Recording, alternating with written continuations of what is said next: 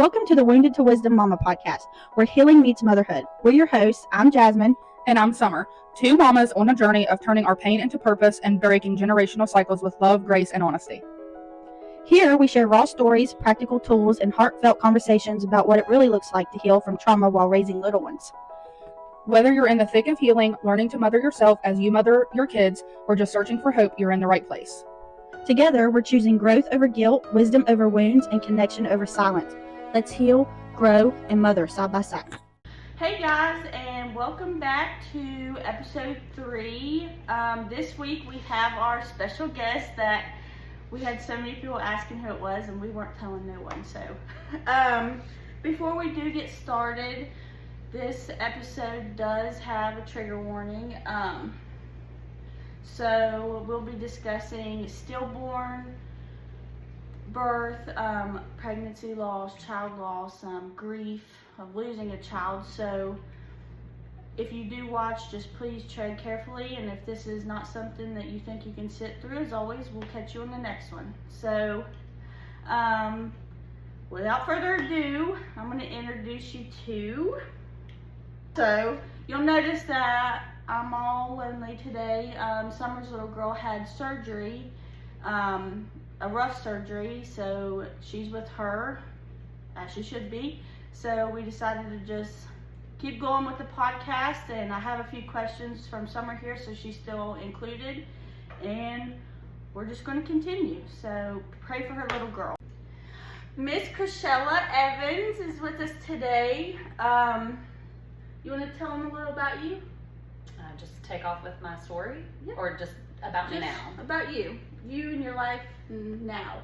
Now I am a stay-at-home mom. I used to teach. I actually taught Jasmine and Summer in class. I'm a stay-at-home mom of 3. I call myself a stay-at-home mom, but I'm really just a chauffeur. My oldest is 22. His name is Nick. He's at the osteopathic school in Lewisburg. Hunter is 20. He works at GameStop. Hunter has epilepsy, so he is not in school right now. And Ileana, for those of you that know Ileana, she is now a senior in high school. That is so crazy. Yeah, she'll be graduating this year. She's in her last year of sports. She's a big sports person, and she'll be off to college. I take care of my home. I take care of my husband. I am an outspoken Christian. I go to church full-time. I'm 48, so I've got a lot of experience. So Ileana started a new high school. How was that for you guys? It was nice. She was a little concerned at first, but we had went down. They require you to attend their school for a day before they'll admit you. So before she moved, she actually went down there for a whole day and spent a whole day and like mirrored a girl, like followed her everywhere she went. And she loved it. She already had friends there where she plays travel basketball. She already had friends there. She has thrived. It's extremely challenging academically, and it's a no-nonsense kind of school. Like discipline is heavy, schoolwork is heavy, coursework is heavy. She wasn't used to homework, being as freshman, sophomore through one school, and now, like night before last, she sat at our kitchen table for 3 hours. Me and Alex talk about all the time, like how well she's doing, and we're like, we cannot believe she's so big now. I know. I've got pictures of her. She used to be in love with Alex. I probably shouldn't say that online, but she did. That was her little girl high school boy crush, and he was always just the most. Like when we would have our lock-ins over at Little Fork, they were always a team. He would always be like, "Come on, Ileana, you're on my team," because he knew. He talks about her being the little monkey all the time. Yeah, that was her. So you have 3 kids. What about your husband? BJ works in Florida right now, so I call myself a stay-at-home mom, but I feel like half the time I feel like I'm a single mom, but I'm not, because he's the pastor of a church, so he flies out on Monday, and he lives in Tampa. He has an apartment down there in a town called Lakeland, and he's right in between Tampa and Orlando, and then he flies home every Friday. So like he's actually on an airplane right now.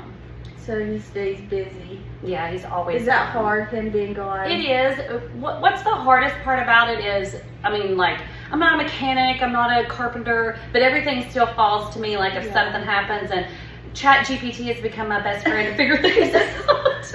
And one of the hardest things that I've come across since he's been doing this for a couple of years, is I was on my way to a volleyball game. And Hunter wears a seizure monitor that calls me if he has a seizure, and he was at work. and had a seizure. And I'm on my way to the ball game, and Ileana's got to get there. She's in the car with me, and he's having a seizure actively. Yeah. So I had to turn around. Luckily, it was a home game, and I'd turn around and go back and get him because we're so used to this. I know that sounds very callous, but seizure protocol for us is just, if there's no injury, we go home and go to bed, because that's just who he is.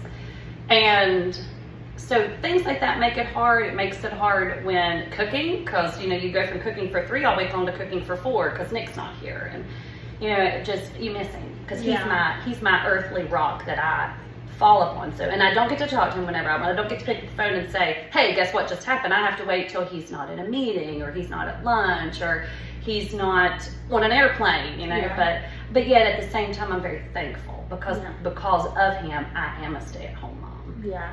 My sister, her husband, she raises her young boys, and he works away a lot, so I've seen that through her, but she's in a different season of life. Her kids are very young, so it's been hard on her, but she's also like, I'm just so thankful I get to stay home with my kids and stuff. So when Ileana was like 2.5, 3, probably 3, BJ worked out of the country. So he was on 6 continents in 2 years. He watched her first soccer game laying in his bed in India via FaceTime.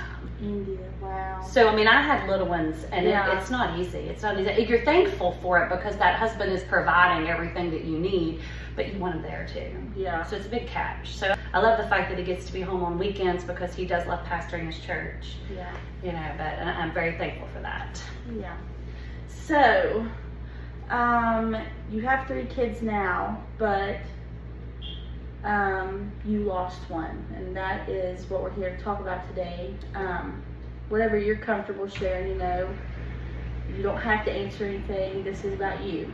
Okay. So why don't you start from the beginning with that, like your first pregnancy? You guys are young, right? Yeah. I think it's good to give you just a tad bit of background because it all leads to the same point. So, growing up, I grew up at Little Fork Church, right down the road, and I was brought up in church. Like first we attended the top of the hill church down here, the log cabin church, and then we went over there. So my whole life I was brought up in church.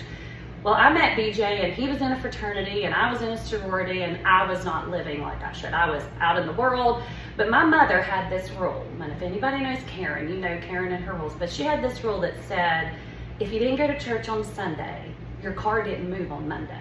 And she would literally put me and my brother in a car, take us to college, and leave us there all day long while she went to work. And then she'd come back to us. We'd either have to find a ride home, or we'd have to find something to do. So we didn't want to be without our vehicles. So every Sunday morning I would get up and go to church. Well, BJ was not raised in church. BJ might have been in church. Really? No. I would have never known that. No, BJ might have been in church 3 times prior to me. Okay, and it was just Bible schools with his great-grandmother. And he'll tell you, BJ was a bouncer in a bar. I had no idea. BJ was a Benny's bouncer when Benny's was thriving when we were in school. And BJ lived in a fraternity house, and so things, a lot of people look at him and think, well, he doesn't have any background. Yeah, he does. He's got a lot going on. Yeah. His parents weren't in church. His mom still isn't in church. His sister's not in church. But so we got together in April of 1999, and it was a whirlwind of, we already knew each other, but it was like all of a sudden I saw him in a different light. It's just one of those people you've known for a while and you've hung out with, but it's like, whoa, wait a minute. Well, by October of that same year, we were pregnant. So were you married at this point? No, we were not married. I was a senior in college, a 5th year senior. He was a 6th year senior. Well, he went another year, but he was also in his 5th year of college because we're the same age. And when I found out I was pregnant, I knew that I was down deep in my soul. You just know that you are. And I come to the fraternity house and I was like, something's up, BJ. I'm like late. So being the man that he is, not a little boy, he walked to Rite Aid and bought a pregnancy test. He did, not me. Good. Yeah. And a lot of people don't realize that sometimes. You should. That's right. So he comes back and I take a pregnancy test in the fraternity house, the Sigma Pi fraternity house.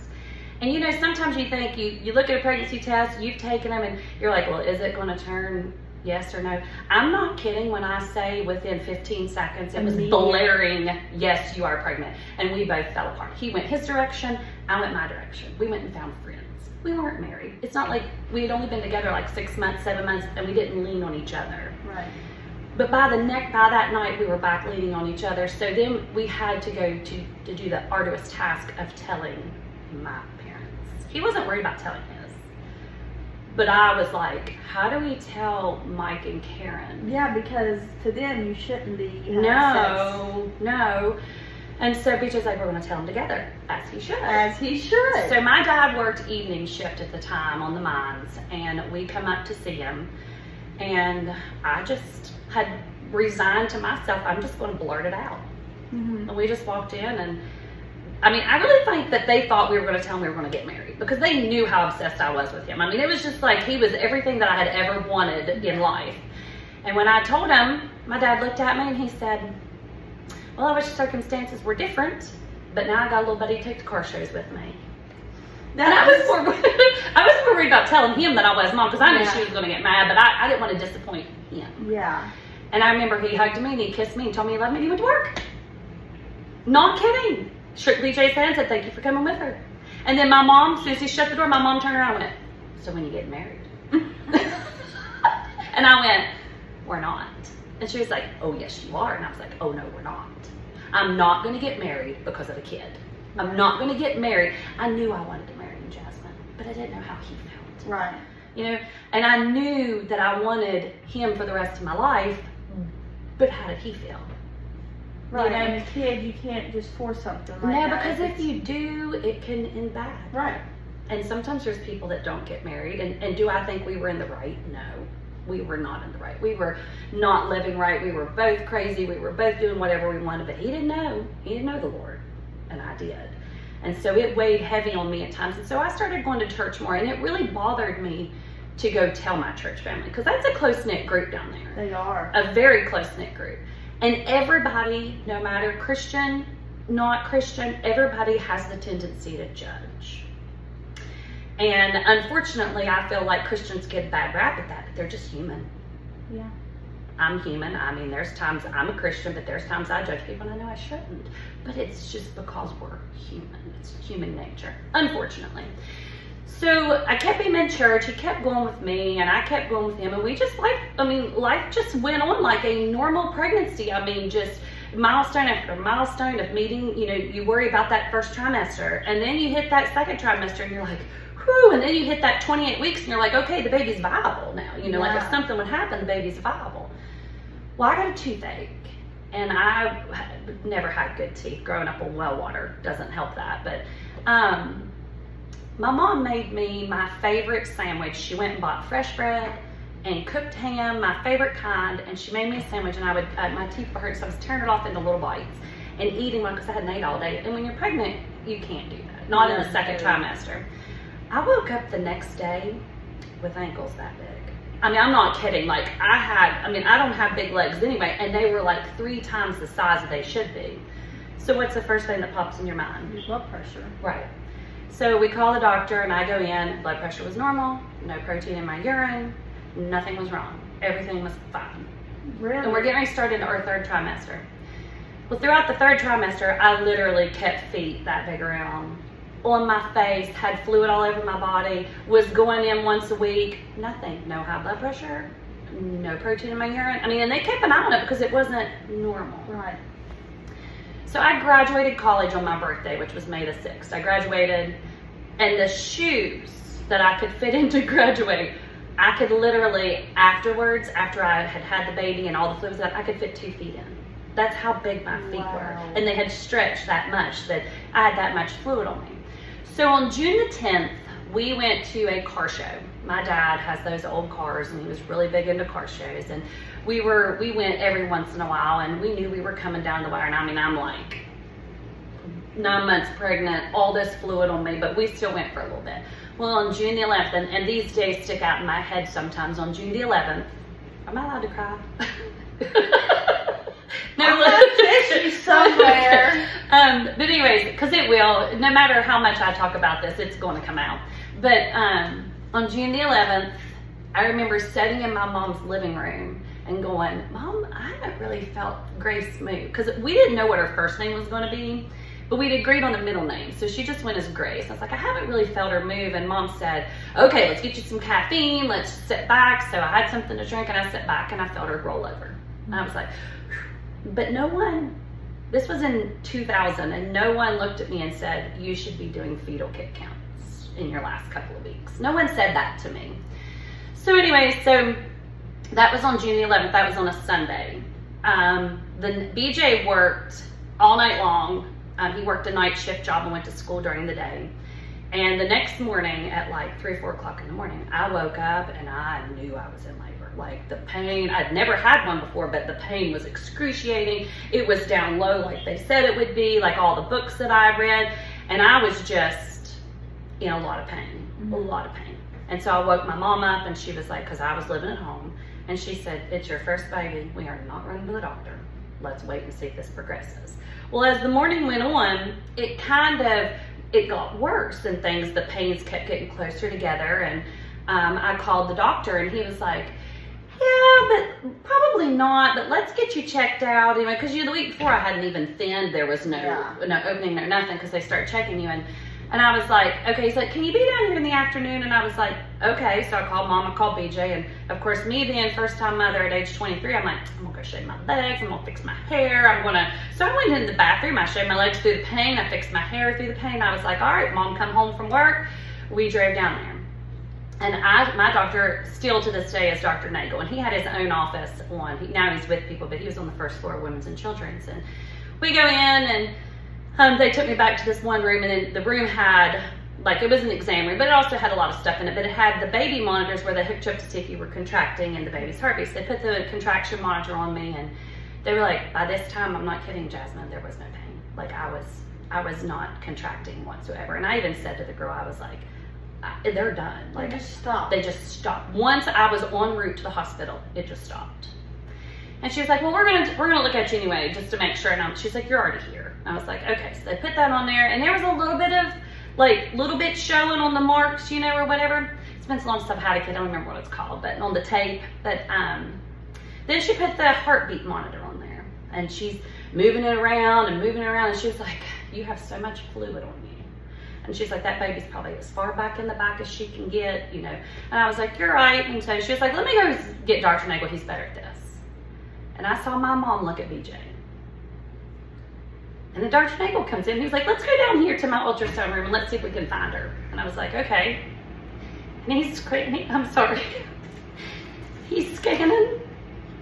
with the ultrasound machine. And of course, being an ultrasound, I don't know what I'm looking at. And he stops. And he's got on there and he points to something and he says, you see that right there? And we were like, yeah. And he said, that's your baby's heart and it's not beating. And I was like, what? Come again? Because you instantly go into shock. You're like, what? And my mom said, what did you say? And he said, your baby's heart is not beating. And my mom collapsed, and I'm laying on the bed, and BJ caught her. And granted, this is 25 years ago, so I can remember my mom just falling on BJ, And Dr. Nagel said, I'm going to leave you guys in here for just a few minutes.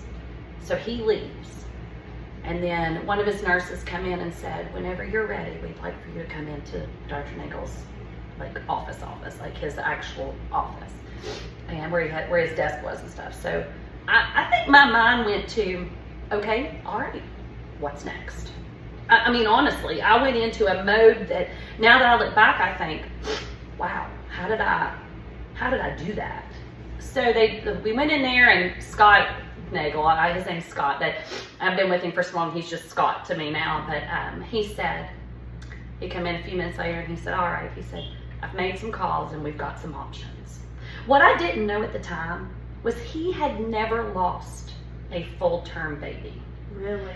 Dr. Nagel had had miscarriages in his office and 20-weekers, but he had never had a full-term baby. So he himself had no idea what protocol was. He didn't. And he admitted that to us later, that he had no idea, what do I do next? He had to go compose himself. And he had to call over to the hospital and say, okay, this is my situation, help me out. So he sat down and he said, you have two options. We were like, okay. He was like, either you can go home and collect yourself and make arrangements, and we'll start you on, we'll induce you late tonight, or we'll induce you early in the morning. He said, or we can walk over to level 2 right now, floor 2 at Women's and Children's, and we can get it started right now. And I went, I can remember a complete calm went over me, and I went, let's go right now. I mean, if it was going to happen, I wanted it to happen. And BJ said, well, why can't you just schedule her for surgery? Why can't you just cut the baby out? And Scott said, Dr. Nichols said, honestly, BJ, he said, she's young, and I hope that you two plan to have more children, but regardless, she's young, and her body would do much better in the future to have a vaginal delivery, a regular delivery. And BJ went, that's not good enough. I mean, BJ went protection mode. Like, he was angry. Like, he wanted to strangle him. He's like, you cannot make her go through this labor. And I went, and I'm going, it's okay. It's okay. And I mean, I went just blank, just calm. And I can remember that feeling of, listen to the doctor. Listen to the doctor. I want more kids. Listen to the doctor. Yeah, but that's that mom thing coming in you already. And you know, like. I hadn't even been a mom. Here you, oh gosh, you had no idea, but that's your mom. That's a mom mode coming out, like calm, doing what's best for the baby, even though. Yeah. So we went over to the second floor of Women's and Children's, and some people know this and some people don't. But at Women's and Children's, when you have an infant death, there is a special delivery room. Oh, I didn't know that. Yeah. There is a room when you walk into Women's and Children's on the second floor, and you go through that door past security. And granted, now Ileana's 17, so it's been a long time since I've been there. But then, in the year 2000, when you go through that room, you go right in all these mommy and baby rooms, where all the babies and mommies who have had babies, and labor and delivery was way back there. Well, way back on the left, all the way back in a corner, all by itself, not surrounded by very many rooms, there was mainly like supply rooms, is room 213. 213 has its own waiting room, and they claim that nurses there will choose to have their babies in there because they can have unlimited visitors, because at the time you could only have 2 at a time. So they take me back to room 213. It has its own waiting room. Am I on a time limit? No, because this is part of the story. Okay, so there's its own waiting room. You don't even get like if you walked up to that counter and said, I'm here to see Krechella Evans, well, I was Nichols then, Krechella Nichols, she's in room 213, they just buzzed you through. They just let as many people back there as wanted to be. Well, because our daughter was already gone, I was able to, they didn't offer me an epidural, they didn't offer me a spinal, I think I had an epidural, but they just started shooting me up with morphine when I went into pain. So it was the normal night of, thinning the cervix, going into labor.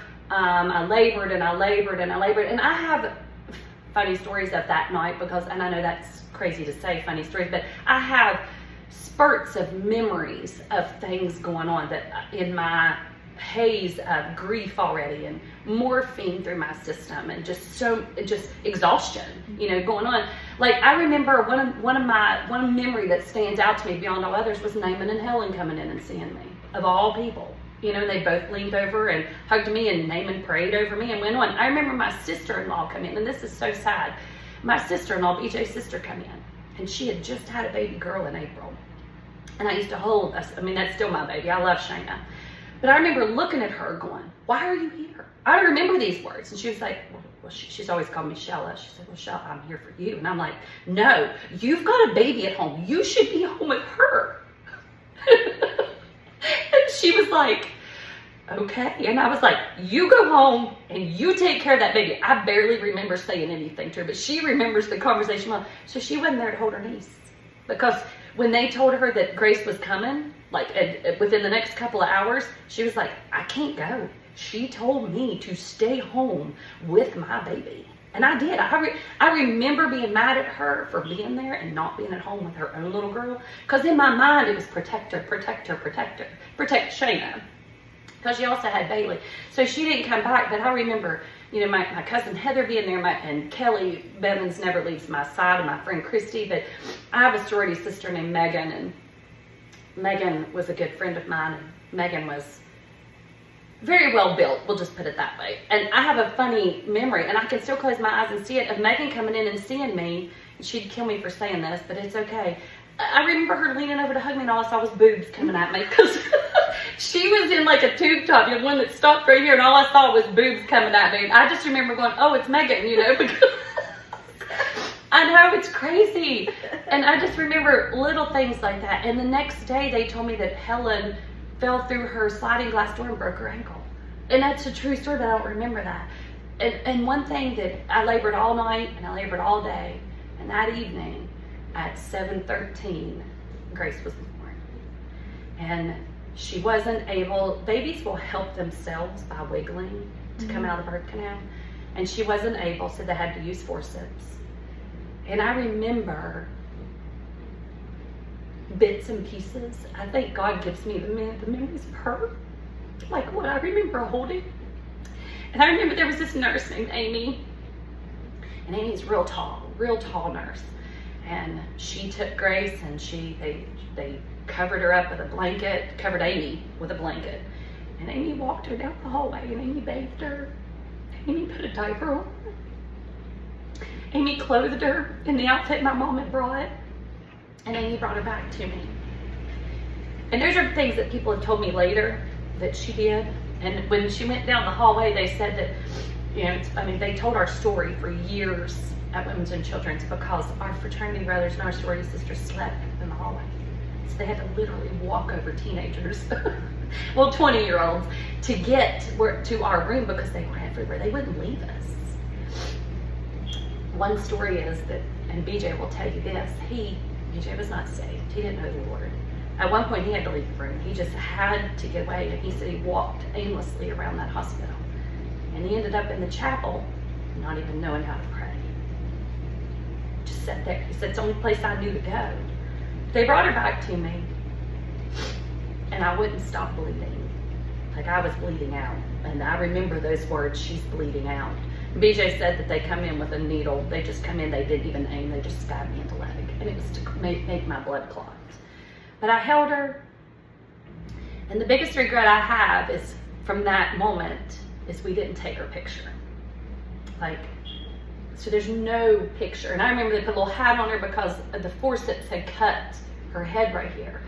And I took the hat off because they said she had hair. She had hair like Hunter, just black. Well, Hunter's was about that long and black when he was born, but it didn't curl up yet. Oh. So hers was the same way, and it's funny because she's the oldest, and she had black hair, and Nick had blonde, and then Hunter had black, and then Ileana had blonde. You know, so they kind of staggered like that. I remember they kind of passed her around the room, like my father-in-law, my dad, my mother-in-law, my mom, and Kelly held her, and my cousin Heather held her, and BJ and I, of course, held her, and then they wheeled me out, and I don't remember anything after that. Like, I don't remember nothing until the next morning, and I woke up, and I was in a totally different room. I don't remember leaving that room. I remember holding her, and I remember crying, and I remember somebody saying it's time.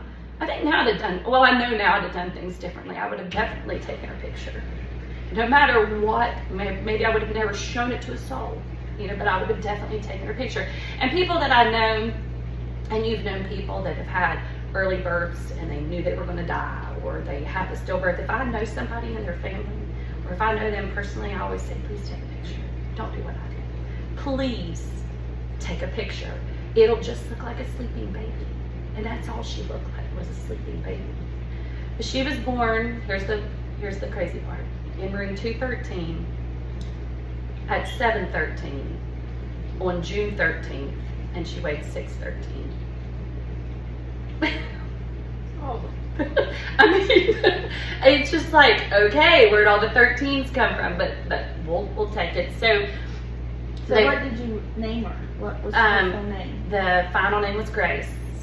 Her middle name was Nichols, which was my maiden name, but we weren't married, and she's Grace Nichols Evans, and she's buried over behind Lismore School in the Nichols family cemetery.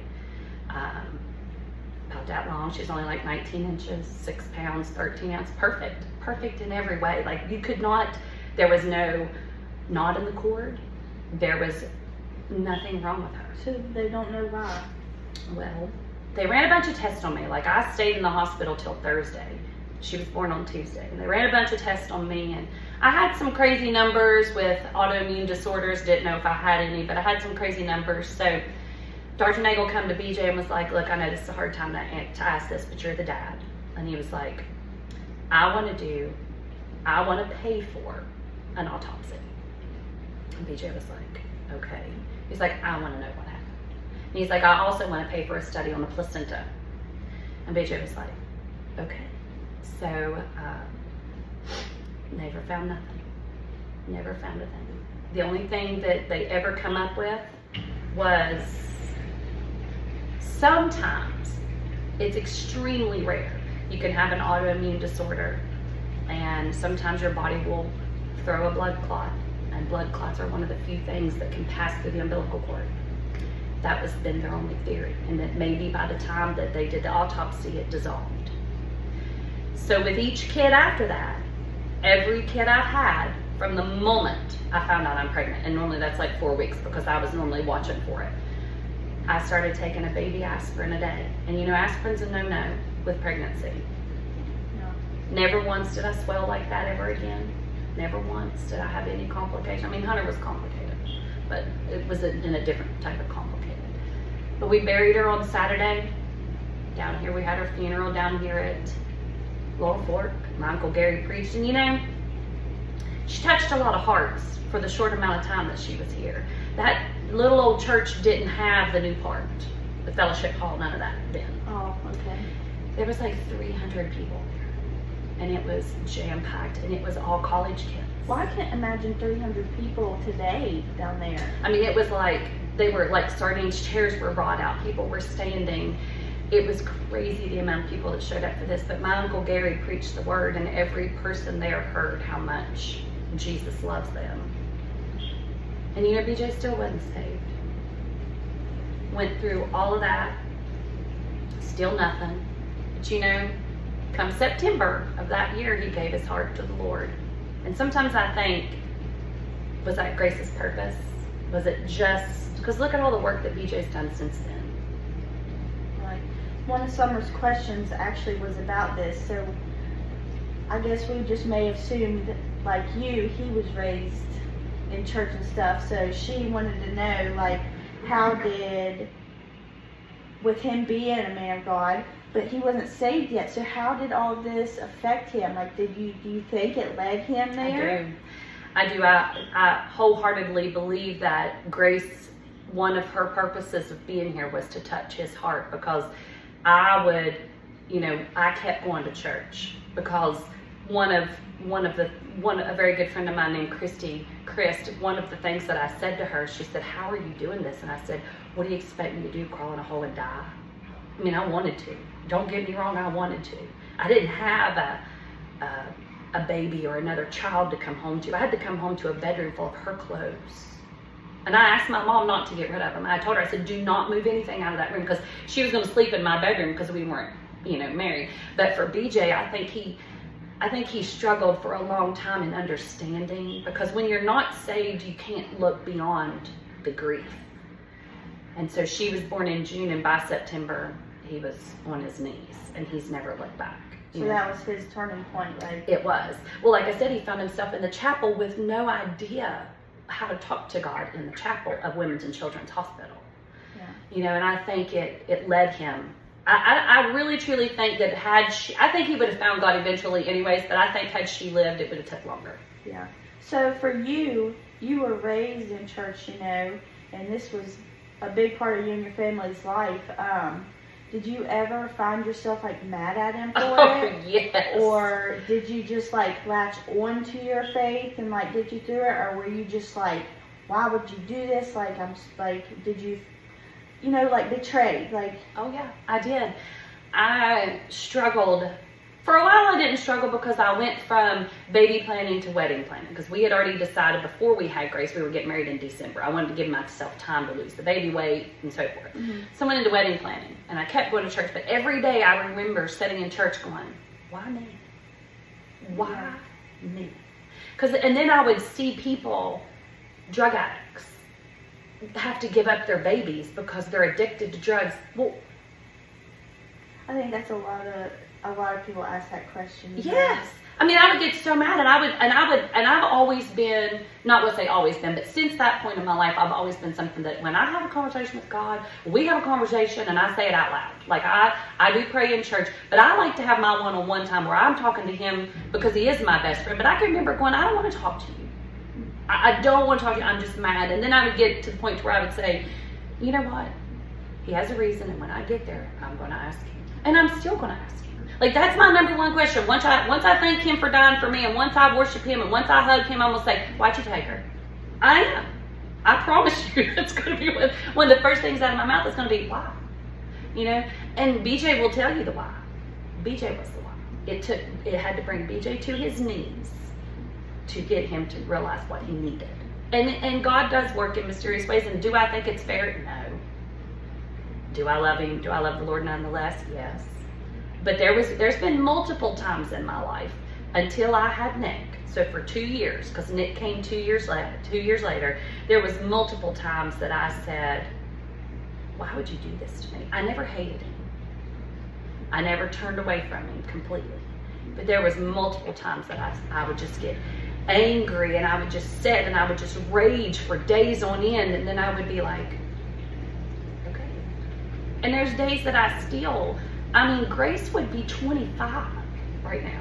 No, I mean, like a year younger than me. Yeah, I mean, I could have grandbabies by now, and I still have these moments where I will lay in my bed and cry and just be like, why? You know, and like, Ileana has been like, it'd be nice to have an older sister.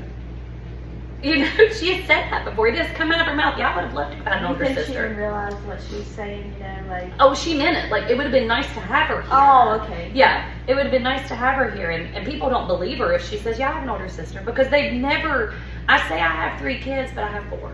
You know, I know that. And I always say I have 3 because sometimes it's just easier than to explain. And then when people find out, they're like they literally don't have a clue what to say to me. And people who have lost a child are like, I'm here for you. You know, my grandmother looked at me and said, I mean, my grandmother was 4'11", but a very formidable woman. It's my mom's mom. She said, I have lost husband, I've lost parents, brothers, sisters, aunts, uncles, cousins, and I've also lost a child. She had lost multiple by then. And she said, nothing has ever hurt me like the loss of a child. And she said, nothing you do in your life will ever hurt you this bad. And the people that are like, I've had people be like, my cousin Heather didn't have any kids and she's older than me, but she didn't have any kids when I had Grace. And when she had Carmen, she literally said to me, I don't know how you did it. Now that I have my own to hold and to look at, I don't know how you did it. So people that have kids finally go, wow, I only did it by the grace of God. There's no other explanation, because I could have turned to drugs to dull the pain. I could have turned to alcohol to dull the pain. I could have turned away from God completely and totally just become somebody who hated him. Did I get mad at him? Oh yeah, I did. And I think that's a normal human response. Yeah. To get mad. Yeah. So, how did losing your first affect your next pregnancies? Like, how did you feel during those? Because I know after my miscarriage before Kate, I was terrified until that kid was in my arms. Yeah. I was scared every day. I couldn't enjoy the first trimester. Right. It was just like a constant fear. Yes, like, is this one going to die too? Right. You know, like, am I getting my hopes up? And it's just like, I was so scared the whole time. So you were giving birth, you know? So how was that with your next pregnancies? Well, Dr. Nagel, at my 6-week checkup after Grace, he said, I want you to do me a favor. And I said, okay. He said, listen, he said, you've been through one of the most traumatic experiences mentally, physically, and emotionally. He said, you went through, and he's a wonderful man, so don't think he's callous. He's not. He and I have the best relationship. He said, you went through everything with no reward. And I said, you're right. He said, you need time to heal. Your body needs time to heal. Your emotions need time to heal. Your mental, I had to go on antidepressants. That's just true story. But not until after the wedding, because the wedding kept me so busy. So I gave Dr. Nagel that year. I actually gave him almost 2 years. So with Nicholas, he was the first one. He's my rainbow baby. He was the first one. And at 4 weeks, I found out I was pregnant. Like, took a pregnancy test at mom and dad's. We were living up north, and we were in. I took a pregnancy test, come back, minute later, it was barely there. Come back like 2-3 minutes later, it was there. And I was like, okay. So I called Dr. Nagel and told him, and they instantly brought me in. Like, Nagel went above and beyond what a doctor should do. I had more appointments with Nicholas than any kid I've ever had. But I wasn't worried about anything till the end. Like, I knew I could carry a baby. I knew there was nothing structurally wrong with me. I knew that I'd never had a miscarriage, so I did not, that wasn't something that even crossed my mind, because I did not have that early term unfortunate circumstance, but it was late term for me. So I was fine at first. Dr. Nagel was bringing me in all the time, probably about every 3 weeks is what I went to him. And then when I hit 24, 25 weeks, it went to every 2 weeks. And then at 28 weeks, he started sending me twice a week. No, I lied, once a week then. And we started doing antenatal testing. So I would go into a different place in the hospital, and they would scan the baby and measure the fluid, and I would lay there on monitors and blah, blah, blah. And then at 32 weeks, I started going to them twice a week. And then Dr. Nagel went above and I didn't get nervous until the end. Yes, I was nervous, like, I don't want this to happen again. But Dr. Nagel looked at me and said, I don't care if I got to take your baby at 36 weeks, we're having a baby. I mean, like, he was like, I will be on top of this. We're going to monitor everything. I was constantly going for tests and exams and ultrasounds. And I lived in Buchanan and was driving to Charleston because I refused to have any other doctor. And so he was over the top with me. Like, if I thought I had a UTI, it was get in here. Yeah. And if I did, it was, then in 3 days we're going to test you again. I mean, like, he was over the top. And his staff just, and they had a true story. When I found out I was pregnant with Nick, and I told him I was 4 weeks pregnant, the girl that answered the phone said, well, when was your last period? And I told her, she's like, well, honey, you're only 4 weeks pregnant. We don't normally see anybody till they're 8. And I was like, he will want to see me. And she was like, I'm not so sure. I was like, he will want to see me. And she was like, well, I'll mark it down. And when he gets done with his exams, within 30 minutes, she called me back and she was like, you're right, ma'am. I'm sorry. I hadn't pulled your chart yet.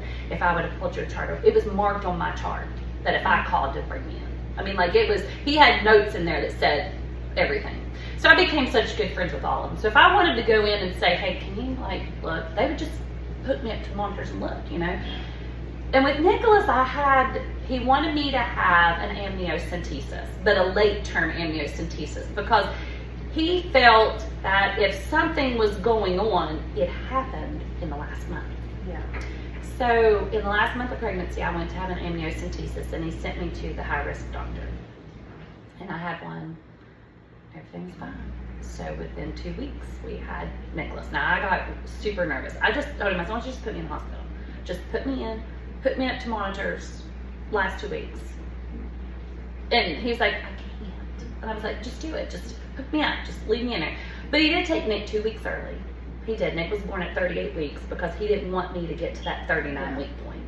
So he brought Nick. But it was something that by that time in my life, I just had to give it to God. I mean, I'd been through it once. Never want to go through it again. But I had to give it to God and say, hey, if I'm meant to have him, and I was, and I had him, and he's beautiful, and he's smart, and he's intelligent. And then with Hunter, it was the same thing. We didn't have the amniocentesis, but we did everything. Now with Ileana, he got a little bit more aggressive with everything, because was there a difference with male and female? Yeah. And they don't have my blood type. They're all O positive, and I'm O negative, so I had to have all these RhoGAM shots. So was that a factor, with the first one? I think the biggest thing for me was, when it come to having 3 more, was the unknown of the why. Yeah. If there, why could I carry these or birth these and yes, Or if it was her umbilical cord, okay, or was it the placenta detached? There was nothing, not a thing. Everything was perfect with her, except for the fact that I gained all that fluid. Never had preeclampsia.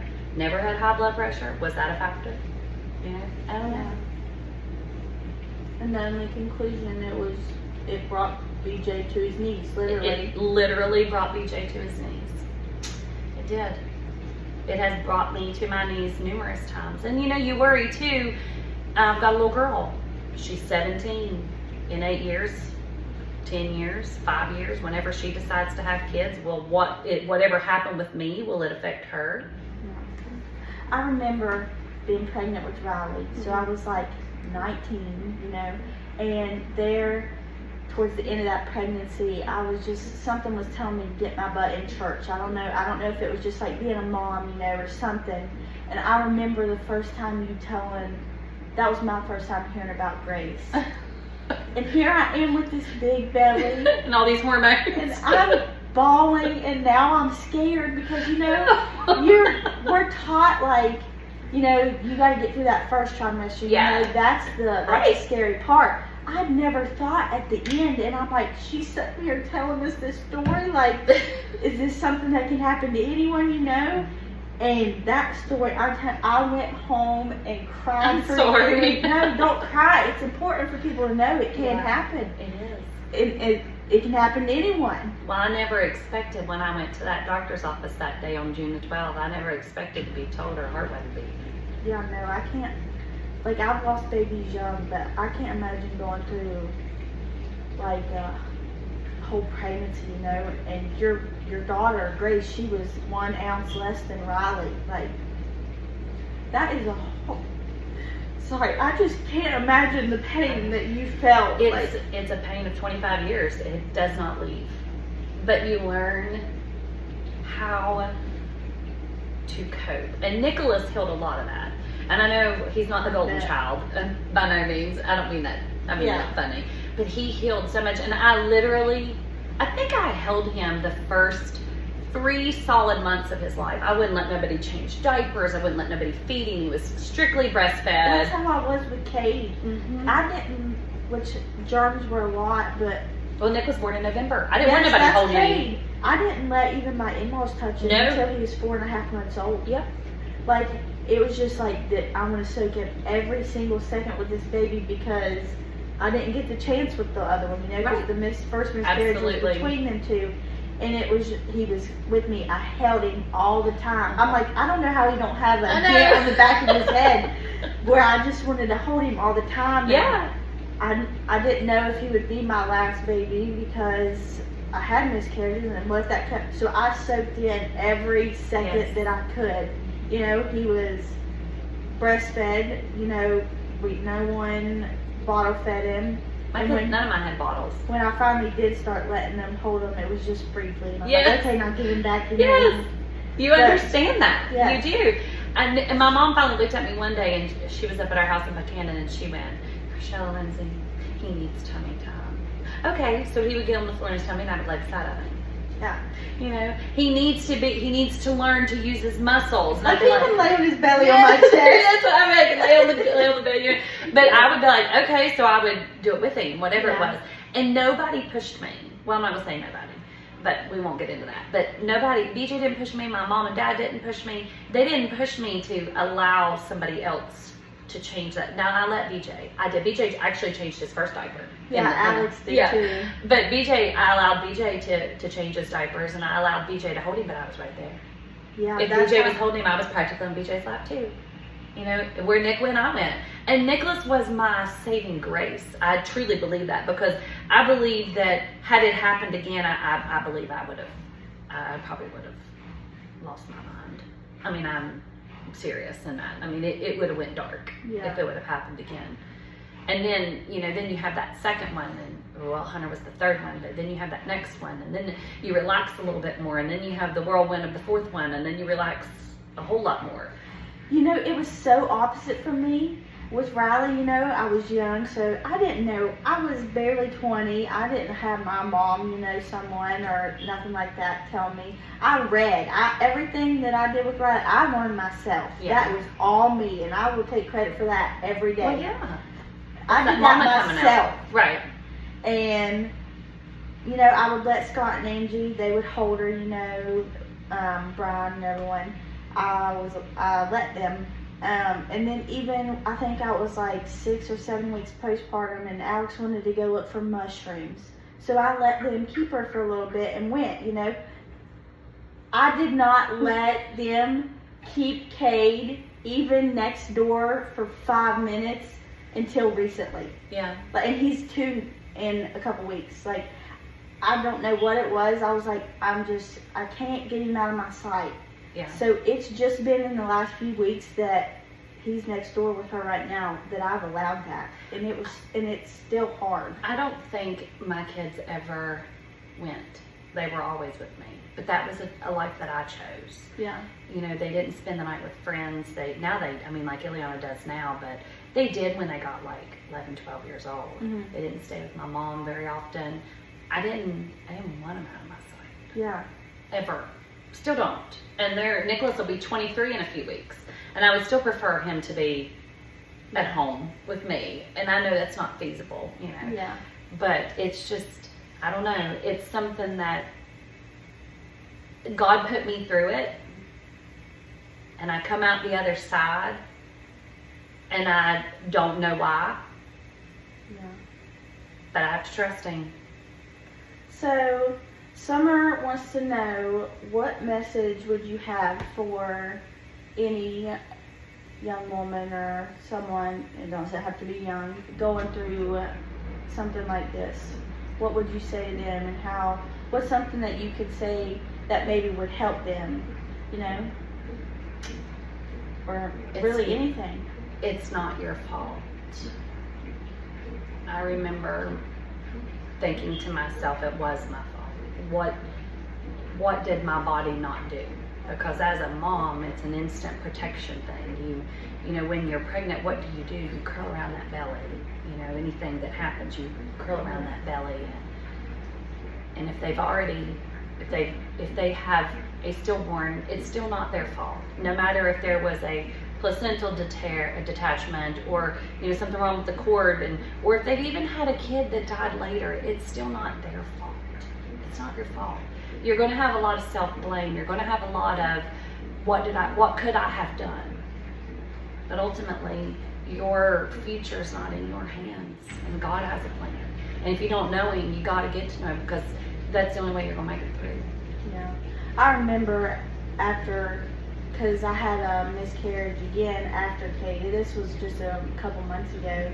And I was telling her, I was like, my stupid body, like, what am I doing wrong? Like, I was putting it on me, because the first miscarriage, I had never, I wasn't mad, I was hurt, but I had never felt God's presence more in my life than that drive home. I can remember coming down the hill right here, and the whole sky was just gold. It was that evening. And you could see it. Yes, it was the most beautiful sunset I've ever seen, and it was just like some peace just went over me, because maybe something would have happened, and He was protecting us from that, or you just never know. And I was hurt at that point, but I had peace that I had never felt before. And then this miscarriage, I was just mad. I was like, it was, we couldn't decide, do we want a third, because postpartum is very hard on me. So I was like, do I want to go through that again? So we was like, well, if we try again and we get pregnant, that is what we're supposed to, that's the plan for us. And if it doesn't happen, then we know that it's not. Right. It's not our plan. We know that. So Not now. No. Not right now. So when I got that pregnancy, they were lightly positive, right? And with all my kids, it was right on that 4-week mark. So they're, it was positive. And I had several positives, but they never got darker. So I was like, Alex, I just know I had this gut feeling that this baby was not going to stick again, and I think we knew for 2 or 3 days, you know, and I started getting that pain in my back again, and I was just so mad instantly. So it was like, what is my body doing wrong? Like, what am I doing wrong? Like, I was so blaming myself. I was just so mad. And after that one, I think I lost that baby, and you know, you go to that OB office and you see all the pregnant moms, and you know you're going there to be told you don't have a baby anymore, right? And it's like, I left a piece of myself there, and I can't. I'm just, no more kids for me. That was my, because I would have kept trying, I'm sure, you know, like. Yeah. But that was him telling me, like, well, I believe that was him telling me, because when they went and did the ultrasound to make sure everything was okay, they found a mass in my uterus. So I do have to have surgery in a couple weeks. And in that mass, causes miscarriages. So I would have kept having them. Right. So God said, hey, wait a minute. Yes. There's just a lot of women go through losing, whether Sometimes I feel like a stillborn is taboo. Like, people don't talk about it. Something that happens often. And people don't talk about it. It's almost like that they're afraid to say, like, when I've met people and known them for quite some time, and then, you know, October runs around, because October is also Infant Pregnancy Loss Awareness Month, or June rolls around and I talk about Grace, and they've known me for 6-7 months, and they're like, that happened to me too. My son's name or my daughter's name. Or, yeah, you just don't hear about it. No, people don't talk about it. And even miscarriages, that people, I don't know what the stigma around it is that we shouldn't talk about that. I think we've made our own stigma. I think females get ashamed. Yes, and and like you said, it's not our fault, you know, and it's something that happens to way more people than you realize. I bet you it happens every day. It's so common. And like I said, people my age and stuff, so many of us have gone through it, and not just once, but twice, multiple times. Yeah. And some of us have kids after, and some are still trying, right. You know. And you think about, like, I feel like that, like I said, that we put our own stigma on it as females, because you don't want to be known as someone that happened to. Yeah. And I don't care. I tell anybody. And I hate that, because, you know, that's part of their journey, you know. It's part of our life. And it affects you mentally and emotionally, and we should be able to talk about it and not feel ashamed. I've always thought, you know, what could I do to help people? Yeah. You know, people that I know. It's why you could be helping someone. That's why I was so excited to see you guys do that. I'm so glad that you came on here and you're willing to share this with people, because even if it's one person, that's right. This is all worth it. I know. That's why I was so excited when you guys started this, because I was like, man, oh man, you're going to reach people, and it might not be what you think, or it might be bigger than you think. You just never know. But that, even if it's just one person that listens to somebody else's story and goes, I'm there.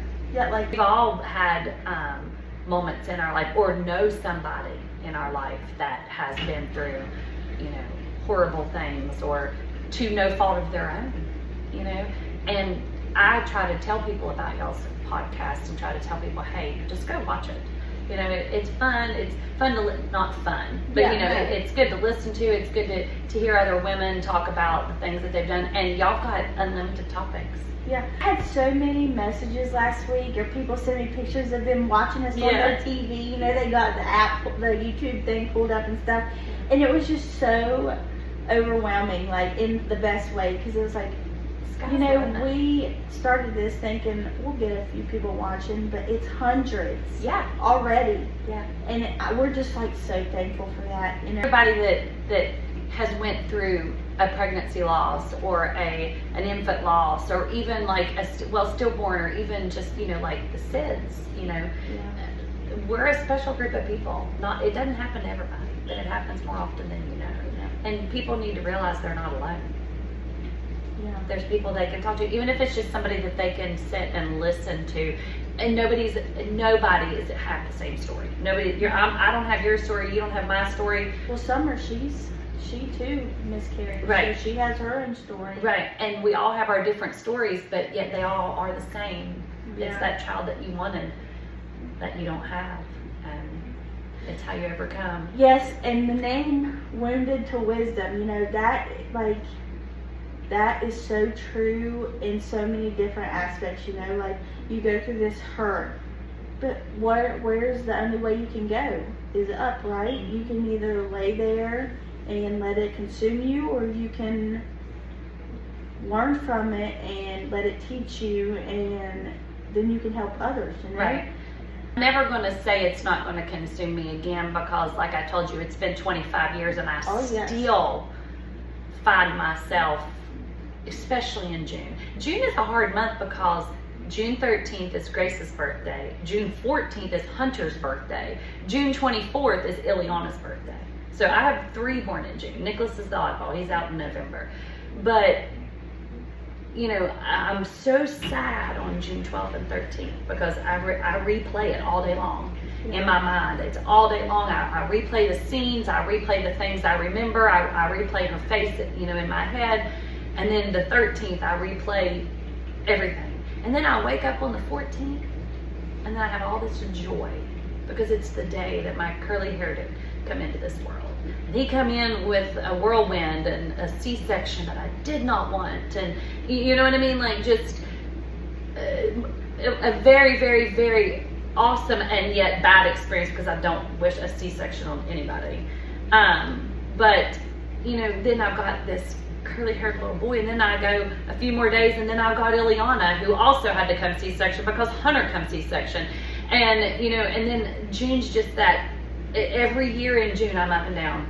Up and down. My emotions go up and down. And then October, I think you see all these posts on Facebook, and sometimes I just want to throw away Facebook, but you see all these posts of people sharing Infant Loss Awareness Month and pregnancy loss awareness month, whatever, and then it all comes flooding back. You know, and then people say, how many kids do you have? 3. If you say 4, if I say 4, they count. And they'll go, oh, is one? And then you have to explain. Yeah. So I always just say 3. So it's never something that will ever leave. Yeah. Ever. In a million years. And I'm okay with that, because every day I know that at the end of the day, and I've said this numerous times, at the end of the day, Grace is one of my children that I never have to worry about because she's in the arms of Jesus. I have to worry about Nicholas. I have to worry about Hunter. I have to worry about Ileana. They have all 3 made professions of faith, but I still, as a mother, I still have to worry about them. But Grace never had to look at the horrors of this world. Grace never had to have somebody bully her or have somebody make fun of her. Grace never had to deal with the consequences of anything. Grace literally come to this earth, was held protectively by her mother, and then sent back to the arms of Jesus. That was her whole life. Oh my gosh. That's all she known. All she knew was me. Warmth and your heartbeat and protection and love. Literally her whole existence. Who gets that? Nobody. No. And she did. So at least maybe you can find a little peace in knowing that her whole life she was safe and cared. Sorry. No, it's okay. It's the truth. It's the truth. She's back in the arms of Jesus. And know in my heart that she'll be standing beside of Jesus to greet me. Yeah. I know she will. I know she will, because I know that's where she is. I don't have to play that doubt of, was she saved? She didn't have to be. She never met that age of accountability. She never reached that age of, am I a sinner? You know, I know that that God sent her to me, and I kept her warm, kept her fed, she only knew my heartbeat, you know, all of that. And then she went right back. And the day that I leave this world and I enter heaven's gates, because I am going to heaven, she'll be standing beside of Jesus, maybe a little bit behind him, but she'll be there with him, because she'll be ready to greet Mom. And she's going to say, hi, Mom. And can you just imagine? But they say there's no tears in heaven. Know that. I don't care if she's my age or your age or just a baby. I don't care what age she is when I get there. I'm going to know it's her. I know God's going to give me that. I know that he's going to say, here I am, and here she is. That is just going to be a reunion, isn't it? Well, let me tell you, I have to tell you this story. I know I'm talking a lot. when Grace would have been 1, I fell asleep taking a nap on our couch. We lived in Clarksburg. BJ wasn't home. I think he was at work. And I had the most wonderful dream. And I had cried all day long. And I had a dream, and it was, I was in a room, and it was heaven, and I knew I was standing in a room in heaven, and there was a birthday party going on. I know. And now, like, I remember seeing my papa and my, like, the faces that I knew were my relatives, but I didn't know them. You know what I mean? Like I knew my papa was there because I knew my papa, and next thing I know, there was a little high chair and a birthday cake, and my Aunt Geraldine, which was Holly's grandma, Holly Nine's grandma is my Aunt Geraldine, and she died in March before Grace died in June. And I remember my Aunt Geraldine walking in carrying a little 1-year-old with dark hair, and set him down, and they started singing happy birthday to Grace. And I know that it was my mind. Yeah. And I know, but I firmly believe that God sent that dream to me. Right back to that real quick. I know this is going to be a longer episode, but whatever. I'm sorry. No, it's okay. BJ's a preacher now. Yeah. He came a long way from that kid in that hospital finding that chapel, right? Yeah, he sure did. He gave his heart to the Lord in September of 2000, kneeling on his hands and knees in his fraternity house. Didn't know a thing about the Bible, but Bible verses kept popping in his head. He'll tell you the story. Like, it's amazing. And then we got married in December. We moved. We got Nick. We had Hunter in June, and we'd been going to church full time over here. We drove from Pinch over to here, and I was at a birthday party, and I got a phone call from my mom. BJ stood right up in that church and told him that he was answering his call to preach, and he's been preaching ever since. And he's such a, I could not get through this life without that man. I mean, he's better than me. That's all I can say. He is a great person. He is. He's a lot better than me. I still have a lot of growing. I still have a lot of, I don't know what the right word is, but he's a better person than me. He's just a good man. He's an excellent father, an excellent preacher.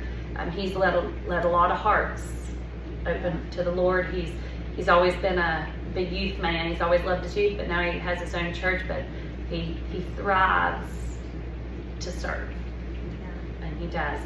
And if that was Grace's purpose, and he'll tell you this, if Grace's purpose was BJ, then it was worth it all. That's hard to say. It is. And it's hard for people to grasp that concept. But like I said, well, it has to have a meaning, right? Yeah. If not, then what's the point? Yeah. And I know where she is, so we'll just say that was her purpose. And how many people has BJ led to Jesus? You know, so she may have even a bigger purpose than we realize. Because how many people did he get there? That's right. How many people has he spoke to? How many people has he comforted? How many people has heard the word because of him in multiple countries? Because he even goes on mission trips. You know what I mean? Like, how many people has he touched? Because she made that possible. Because she made that possible. That's right. That's the only thing that we can. That's what holds me together a lot of times when I start to fall apart about her. And you know, you will fall apart over the ones that you've lost. In 10 years, you'll still fall apart. Yeah, next week's would have been his 2nd birthday. Right. So you will, always, you will for the rest of your life. But had that not happened, would you have Cade? No, and I cannot imagine your life without him. That makes me emotional too, because that kid is everything I did not know that I needed. Oh my goodness. Yes. See, and you think about that. You got to step back sometimes and think of God's grand plan that don't necessarily, I'm not the center of. I'm the center of my world, so to speak, but I'm not the center of God's plan, but God is the center of my plan. Yeah. And I've got to remember when I mean, there's still days, like I said, I still get mad sometimes. I don't get mad like I used to, but I still get angry and think, why did I go through this? Why do I, you know, the hardest thing was seeing the drug addict mothers and the mothers that didn't want their kids and things like that. And I still see it, and I think about people like you, and I think about people, other friends that I've had that have had miscarriages, or, you know, Well, how did they have a healthy baby and all they did was drugs the whole time? Yeah. Makes you mad. But then, But I've caught myself thinking like that, but then I'm like, what if that baby turns out to be a preacher or a That's doctor right. to save lives, and maybe that mother didn't deserve that baby, but that baby's going to change someone else's life. exactly. So, I try to steer that negative thinking, because I do have friends that can't have kids. Right. And some that get theirs taken, and I'm just like, that baby might change your life one day. Exactly. That's why I said this is about the big plan that God has. Well, I'm glad that you came and shared this. Me too. Hey, It has been. I'm Well, I don't sorry, know. I'm a long talker. No, it's okay. Some episodes are just going to have to be long, and people will just have to be willing to sit and watch, I guess. Or not. Or not. That's right. That's fine too. Well, thanks for having me. I'm glad that you came, and I truly am sorry that this is something that you went through in your life, but you have given it a purpose, and that is important, I just Yeah. can't put it into words. And you may just have helped someone talking about I hope this. so. And so Summer and I, we are so glad you came, and I come back anytime, talk about whatever you want to talk about. This has been great. So that is it for now. We do a small business thing at the end of every episode now, and this week's winner was actually Renee Moore's Fabric gift shop and her Tales of the Elk River Hotel. So they've recently remodeled all 10 of those hotel rooms. Oh, that's awesome. And they have just like high quality fabrics and yarns. They have antique glass there and stuff too. So this is located on Main Street in Clay. Near the library. Yes, check them out. If you ever need a place to stay, check out their hotel. Just to support our small businesses here in Clay, because it helps. You just never know. So with that is episode 3 of Wounded to Wisdom Mama podcast. Thank you again for being here, and if you made it this far, and if you've been through something like this, we're here for you, and we hear you and see you, and you're not alone, and just be strong. And thank you for watching. Bye, guys.